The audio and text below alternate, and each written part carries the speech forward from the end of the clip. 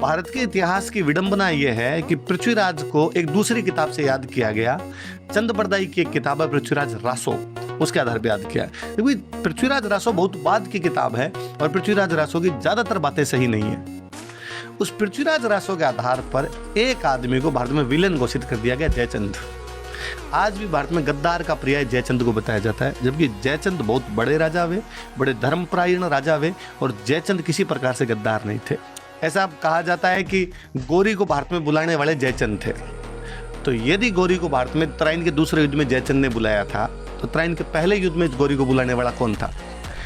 कायंद्रा के युद्ध में गौरी को बुलाने वाला कौन था?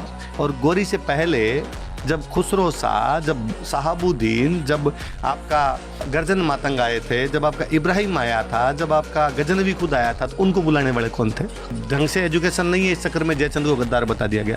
क्योंकि गौरी को यदि जयचंद बुलाता तो गौरी की अगली लड़ाई भारत में जयचंद के साथ है, चंदावर का युद्ध है, और जयचंद कन्नौज का बड़ा राजा है।